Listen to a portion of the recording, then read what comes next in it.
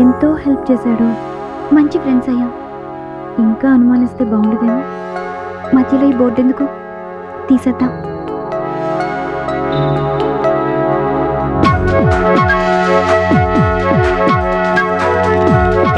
ఏంటి దాన్ని తీసేస్తున్నావు?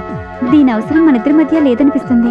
నువ్వేగా కావాలని పెట్టించావు. అప్పుడంటే నీ మీద డౌట్ వచ్చింది, అందుకే గోడలా ఉంటుంది కదా అని పెట్టించాను. ఇప్పుడు తీసేయాలనిపిస్తుంది ఎందుకో. క్షణక్షణంబులు జవరాండ్ర చిత్తములు అన్నారు. ఇందుకేనేమో అంటే ఆడవాళ్ళ మనసులు క్షణానికోసారి మారుతూ ఉంటాయని. అది రాసిన ఆయనకి ఎదురు దెబ్బలు తగిలుంటాయి, అందుకే అలా రాశారు. నీతో పెట్టుకుంటే గెలవలేం గాని సరే కానీ.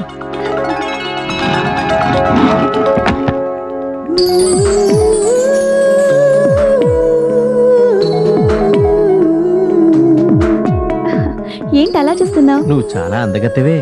ఛా, నీకింతకాలానికి తెలిసొచ్చిందా? కొన్ని వాస్తవాలు తెలియాలంటే టైం పడుతుందమ్మా. అంటే టైం వచ్చిందా? జస్ట్ ఇప్పుడే. అయితే కంగ్రాట్స్. హలో బాబాయ్. చెప్పమ్మా రఘు.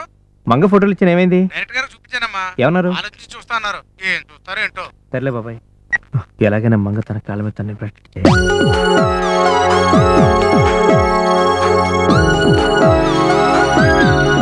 మంగ, ఏం చేస్తున్నావు? పెయింటింగ్ వేస్తున్నా, సావిత్రి గారిది. ఇది చూపించు.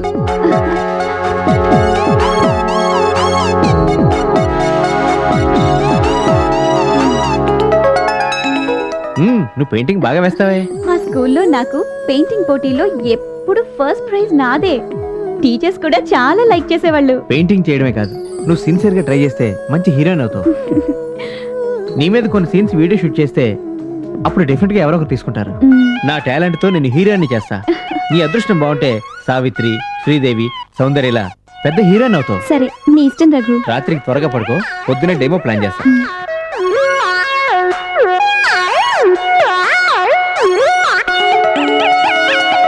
సావిత్రి, శ్రీదేవి, సౌందర్యలా పెద్ద హీరోయిన్ అవుతావు.